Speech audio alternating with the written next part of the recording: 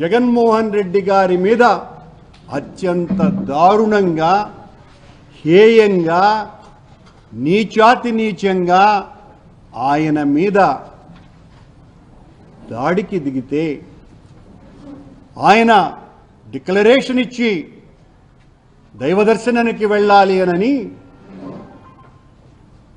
Pseudo భగవంతుని పట్ల అంతంత మాత్రమే నమ్మకం ఉన్నటువంటి సూడో మనుషులు జగన్మోహన్ రెడ్డి గారిని కట్టడి చేయాలని మాట్లాడుతున్నారు.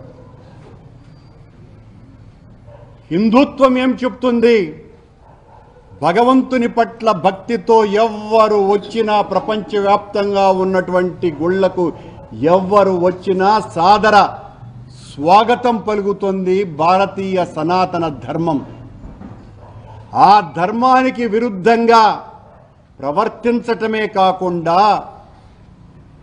5 సంవత్సరాల పాటు ముఖ్యమంత్రిగా స్వామివారికి పట్టు వస్త్రాలనే బహూకరించినటువంటి ముఖ్యమంత్రిని, అంతకు పూర్వం ఎన్నోసార్లు దైవ దర్శనానికి వచ్చినప్పుడు ఏ రకమైనటువంటి ఆటంకాలు కలుగకుండా దైవ దర్శనం చేసుకున్నటువంటి ఒక పార్టీ నాయకుణ్ణి ఈ రోజున తాము చేసినటువంటి ఒక కళంకిత పనికి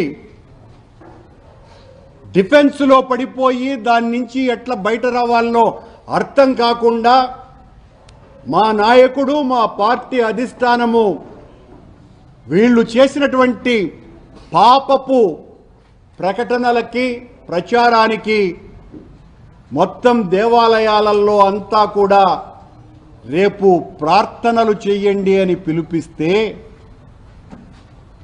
మా పార్టీ క్యాడర్ అంతా కూడా ఈ నియోజకవర్గం కాకుండా మిగతా అన్ని నియోజకవర్గాలలో కూడా రేపు ఆ పూజా కార్యక్రమాలలో ఉంటే వాళ్ళెవరూ మీరు బయటికి రాకూడదు అని వాళ్లను కట్టడి చేయటం ఏందో నాకు అర్థమే కావటం లేదు. అంటే మేము పూజలు చేయడానికి కూడా అర్హత లేదా వైఎస్ఆర్ కాంగ్రెస్ పార్టీ కార్యకర్తలకు, నాయకులకు? ఎంతగా వణికిపోతున్నది ప్రభుత్వం.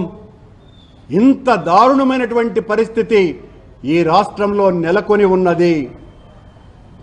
ఈ రోజున జగన్మోహన్ రెడ్డి గారికి ఎవరు స్వాగతం పలకకూడదని, ఎవరు ఆయన వెనక రాకూడదని, ఆయన వెనక ఎవరు లేరని చెప్పటానికే ఈ కుట్ర తప్ప మరొకటి కాదు. జగన్మోహన్ రెడ్డి ప్రజా రంజక నాయకుడు, 40% పైగా ఓట్లు తెచ్చుకున్నటువంటి నాయకుడు, పేద ప్రజల పక్షాన నిలబడి పోరాడినటువంటి వ్యక్తి చంద్రబాబు గారు. మీరు ఈ రకంగా మా కార్యకర్తలని, నాయకులని భయపెట్టాలని చూస్తే భయపడే వాళ్ళెవ్వరూ కూడా లేరు. పేద ప్రజల పక్షాన నిలబడేటువంటి మేం, అలజడి మా జీవితం, ఆందోళన మా ఊపిరి, తిరుగుబాటు మా వేదాంతం. నీ పాశవిక విధానాలను నిరంతరం వ్యతిరేకిస్తూనే ఉంటాం.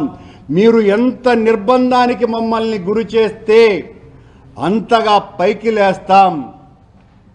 పైకి లేచి ప్రజా గొంతుకను వినిపించి మీ పాపపు పాలన మీద ఖచ్చితంగా ప్రజాభిప్రాయ సేకరణ చేసి ప్రజా ఆందోళనలు చేస్తామని తెలియజేస్తున్నాం. ఒక అబద్ధాన్ని నిజం చేయటానికి మీరు ఎంతకైనా తెగించటానికి కూడా సిద్ధపడతారు. చంద్రబాబు నాయుడు గారు, ఇకనైనా ఆపండి. వేదమూర్తి ప్రసాదం మీద 1000 నాల్కలతో మాట్లాడకండి. వేదమూర్తి ప్రసాదం మీద 1000 నాల్కలతో మాట్లాడకండి. వ్యక్తిగత రాజకీయాలలోకి శక్తిమూర్తిని తీసుకురాకండి. చాలా పాపం చేశారు.